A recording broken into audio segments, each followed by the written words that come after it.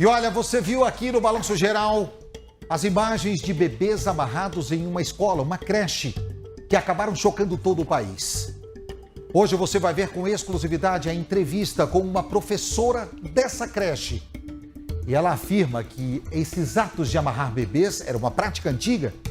A nossa equipe também encontrou mães e até a mãe de uma menina que morreu depois de passar mal na mesma escola, ou seja, demonstrando que a prática de violência contra a criança já é bem antiga. No caso dessa criança, a polícia e o Ministério Público não deram a mínima, o caso foi arquivado, mas agora pode ser reaberto, porque as imagens gravadas e denunciadas podem levar a polícia a descobrir outras práticas criminosas. A pergunta que se faz é: quem fez essas imagens? Como elas foram gravadas? As diretoras do estabelecimento de ensino acusam outras pessoas e dizem que elas estão sendo vítimas de uma armação. Será? É reportagem especial, é Balanço Geral. Alegre, risonho, brincalhão. Esse é o Gustavo, que aos 11 meses quase já sabe andar. Gustavo é o bebê da esquerda. Ele aparece chorando ao lado de uma outra criança imobilizada neste vídeo gravado dentro da creche. Neste outro trecho do vídeo, Gustavo surge de novo amarrado, numa espécie de camisa de força.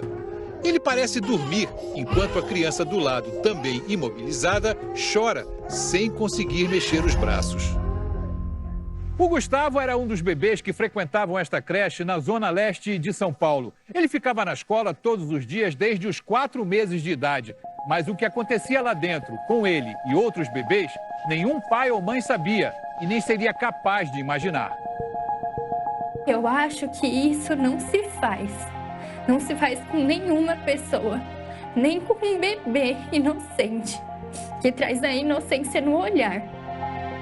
Isso não pode acontecer de forma alguma. Uma coisa que a gente jamais poderia imaginar é surreal, é monstruoso. As imagens viralizaram e provocaram revolta. Este empresário é pai de um menino matriculado na mesma creche e suspeita que o filho não se alimentava direito na escola. Ele não tá comendo, cara. Porque ele chega em casa, ele come uma refeição, toma duas mamadeiras completas de 300 ml de leite. Então, ele não tá se alimentando bem, entendeu? Chegava faminto, então. Chegava faminto em casa. A Natália tinha 2 filhos aqui, um de 3 anos e outro de 1 ano e meio. Ela acusa uma das diretoras da creche de torturar o mais velho. E ela obrigou ele a comer 5 pratos de comida, até que ele vomitasse todos os pratos de comida. Que ela ajoelhou ele no chão do banheiro e enfiou a cabeça dele no vaso sanitário. A escola é particular, atende crianças de até 6 anos de idade. Com a autorização da Justiça, a polícia recolheu 7 pedaços de tecido que foram encaminhados à perícia. A investigação vai confirmar se são os mesmos que aparecem nos vídeos. Os policiais também apreenderam os celulares das diretoras, as irmãs Roberta e Fernanda Cerne. Não é a primeira vez em que a escola se envolve em polêmica. Em 2010, uma bebê de 3 meses passou mal na creche. Seu nome era Heloísa Vitória. Na época, a mãe dela trabalhava a menos de 500 metros de distância, aqui nessa avenida. Apesar disso, ela afirma que foi uma das últimas a ficar sabendo o que tinha acontecido e diz que nem conseguiu se despedir da filha. Quando ela chegou ao hospital, Heloísa Vitória já estava morta. Aí, chegando lá no hospital, eu estava muito tensa, não conseguia abrir a mão, assim, para entregar o documento. Eu estava muito nervosa, porque eu não sabia o que tinha acontecido, só sabia que ela tinha passado mal e que socorreram ela para o hospital. Aí eu entrei na sala, não tinha ninguém, só tinha um médico. Aí ele falou assim, ela chegou aqui com parada cardiorrespiratória, a gente tentou reanimar ela, a gente deu adrenalina dela, fez massagem cardíaca e infelizmente ela não resistiu. Aí eu falei, o quê? Ele falou assim, sua filha faleceu. Eu falei, como assim? Aí ele falou assim, infelizmente ela chegou aqui, ela já estava com mais de 30 minutos de parada cardiorrespiratória. No atestado de óbito consta que a causa da morte foi indeterminada possível morte súbita, mas Cristina afirma que o laudo do IML teria apontado outro motivo. Estava escrito asfixia mecânica. Por qual motivo? Aí tinha leite, fumaça, água, tinha vários itens no negócio. E estava escrito agente físico.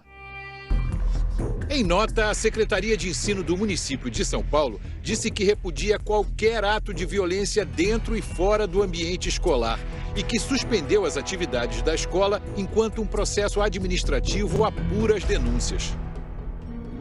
A professora Taira trabalhou na escola entre 2012 e 2013. Ela afirma que, naquela época, amarrar os bebês já era uma prática comum. Eu vi por diversas vezes as crianças amarradas e elas diziam que era uma técnica que acalmava as crianças, né? Taira diz ainda que foi repreendida uma vez por ter desamarrado uma bebê que suava muito. Ela chegou até a dormir de tanto que ela chorou. E ela estava amarrada e isso me incomodou muito e eu desamarrei aquela bebê e na ocasião a Roberta ficou muito brava. Aí quando ela percebeu que aquilo me incomodava, ela me tirou, né, de próximo dos bebês e me colocou numa sala no andar de cima da escola. A professora conta que até pensou em denunciar, mas que desistiu por medo. Eu sabia, tinha noção de que aquilo era errado, mas a falta de conhecimento e assim, medo de ameaças me fez calar. A Secretaria de Segurança Pública informou que o inquérito policial corre em segredo de justiça por envolver menores de idade. Mais de 20 pessoas já foram ouvidas, inclusive as diretoras da escola. Roberta e Fernanda não quiseram gravar entrevista. Elas divulgaram uma nota afirmando que estão recebendo ameaças de morte. Dizem ainda que a escola foi condenada antes do fim das investigações, que as acusações são cruéis e injustas e que os vídeos foram uma armação. Nesta entrevista, a equipe que defende as irmãs reconhece que as imagens foram feitas nas dependências da escola, mas que nem Roberta, nem Fernanda sabiam que isso acontecia. Não sabiam. Não há sequer uma notícia de amarração de crianças ao longo de 20 anos. Os fatos de que, naquele momento em que foram realizadas as imagens, as crianças estavam ali? Estavam aparentemente imobilizadas? Estavam. Era no ambiente escolar? Era. A diretora da escola tem responsabilidade? Tem. Mas isso é muito diferente dela ter conhecimento e de ter influenciado de qualquer forma para que isso acontecesse. A defesa também investiga com que intenção as imagens foram divulgadas. A gente trabalha não com a hipótese de ser uma notícia falsa, e sim de um ato armado, né, no qual vai ser apurado o autor das imagens. E a gente vê diariamente em redes sociais que algumas pessoas estão sendo beneficiadas em cima desse ato. Detalhe é que você que é pai, você que é mãe, deixa seu filho em uma creche, seu filho volta para casa, ou não comendo ou comendo demais, algo está errado. Volta para casa com marcas pelo corpo, volta para casa com o rosto, com marcas de choro, muda o comportamento, não quer ser levado à creche quando você vai deixá-lo, algo está acontecendo. É bom os pais ficarem atentos, os filhos falam, mesmo não usando a nossa linguagem do português, mas a linguagem corporal. Quem é pai sabe do que eu estou falando. Então é importante que você também tenha alguns cuidados em relação aos seus filhos. Porque as imagens são impressionantes. Agora, o porquê dessas imagens e como que elas foram divulgadas, não sei se a justificativa dada pelos advogados vai ser a suficiente. Infelizmente, as imagens falam por si só. Crianças estavam amarradas no banheiro. Isso não se justifica. Nada justifica isso.